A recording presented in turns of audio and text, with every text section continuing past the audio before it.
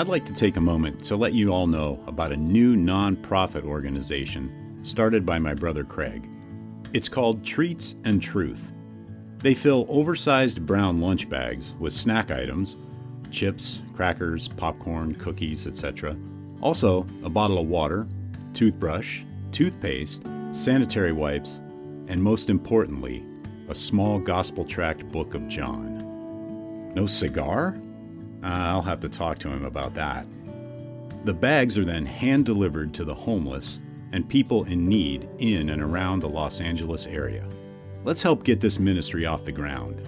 They're a 501c3 tax-exempt organization, so any and all donations are tax-deductible and greatly appreciated. Visit their website at treatsandtruth.org. Check out the show notes for the link. Also, please follow them on Facebook and Instagram. Thank you.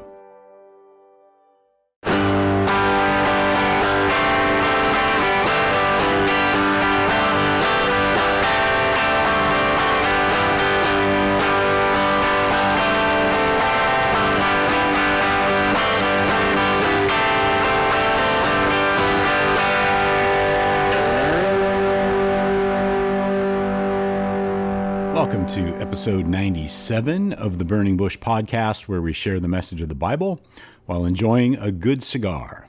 Hope you're doing well, and I'm glad you've joined me today.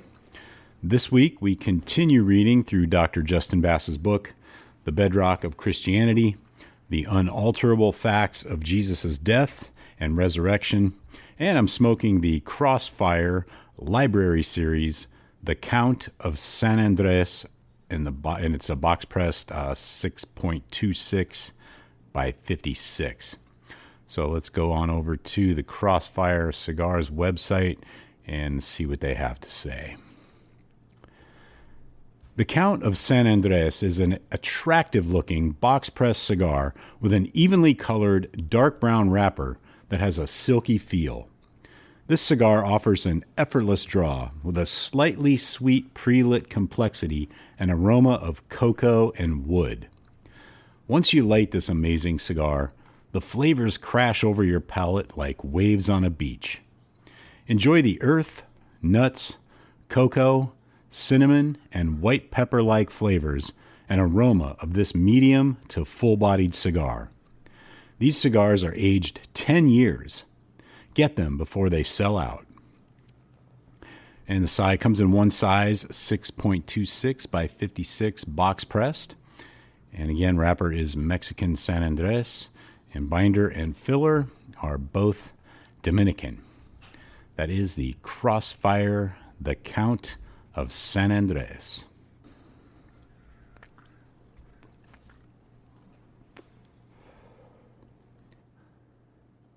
So let's go ahead and get back into this week's reading of Dr. Justin Bass's book, The Bedrock of Christianity. And the title of this week's section is The Greatest of Miracles. It is because of the bedrock facts, but also for reasons such as the thought experiments above, that I think, at least in the case of the miracle of the resurrection of Jesus, it passes even philosopher and skeptic David Hume's, by his own admission, almost impossible, bar for accepting a miracle. Hume wrote in his famous essay of miracles that no testimony is sufficient to establish a miracle unless the testimony be of such a kind that its falsehood would be more miraculous than the fact which it endeavors to establish. If Jesus remained dead, in light of the bedrock facts and the overwhelming impact he and his movement have had on history, his staying dead would be more miraculous than his resurrection. Early church father John Chrysostom anticipated and answered this argument from Hume 1,300 years earlier. For if Jesus did not rise again, but remains dead, how did the apostles perform miracles in his name?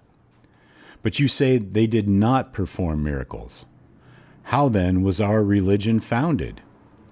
For this would be the greatest of miracles, that without any miracles, the whole world should have eagerly come to be taken in the nets of 12 poor and illiterate men.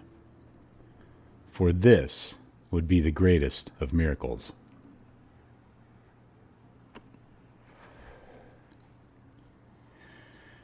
If Jesus stayed dead, then no miracles launched the movement of the Nazarenes, turned the Roman Empire, and then the whole world upside down. That would be a greater miracle indeed. Let us think this through.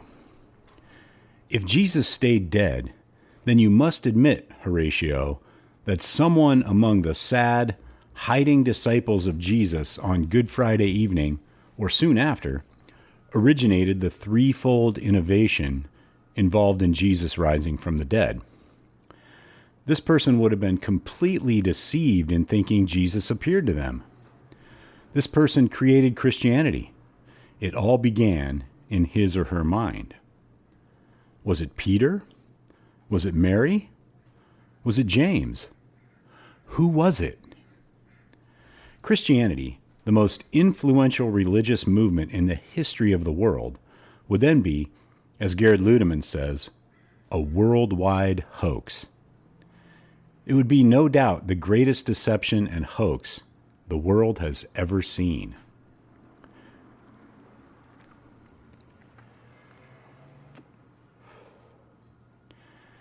Jesus stayed dead, and his indestructible movement, his mysterious sway over so much of humanity, and the light he has shed over literature, art, music, morals, ethics, all find their origins in the mind of a weeping fisherman. I find that more miraculous than that Jesus actually rose from the dead. I am convinced Hume's criteria has been satisfied. A miracle, therefore, has occurred. That's the end of this week's reading of Dr. Justin Bass's book, The Bedrock of Christianity.